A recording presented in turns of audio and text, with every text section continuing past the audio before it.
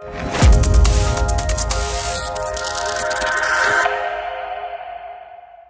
theoretical part of the express course dubbed Alphaleaks DeFi covers general knowledge and understanding of such terms and concepts as blockchain, cryptocurrency, crypto tokens, NFT, and last but not least, I will share with you an algorithm for choosing DeFi projects that are worth dealing with without incurring devastating losses, even in situations of irresistible force.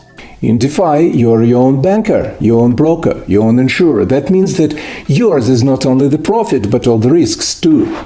Risk to commit a mistake. Risk to fall across a scammer, to lose money, to overlook something important, to estimate an investment inaccurately, etc. In DeFi, rewards for this risk are inconceivable in traditional finance. Since then, Bitcoin has become the most profitable financial asset of all times. The identity of the genius inventor is still unknown.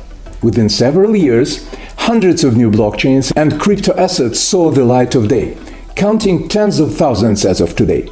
The conceptual difference between traditional databases and a public blockchain lies in the fact that a public blockchain is completely open and decentralized.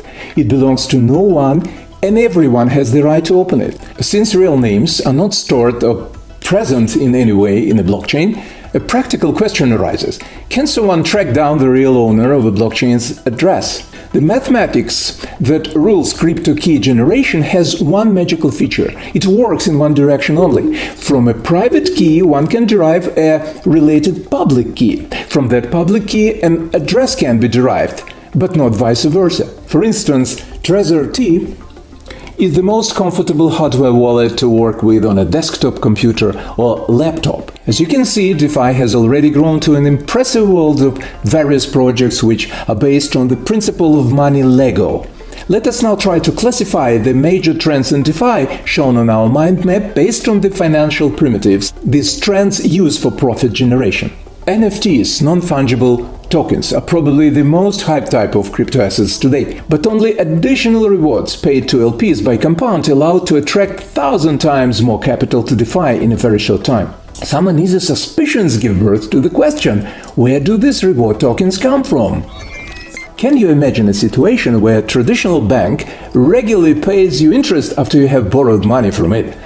In the meantime, the last generation of capital markets in DeFi turned yield-bearing loans into a common practice. Step 3. I exchange the received stablecoins into the tokens I used for initial deposit in the lending pool and then add them to the same lending pool, thus creating a leverage. It is wrong because it's really silly to say no to the best financial opportunity which comes once in a lifetime, the opportunity of decentralized finance. It is also wrong because I know a magic formula which can override all financial risks of DeFi in one fell swoop.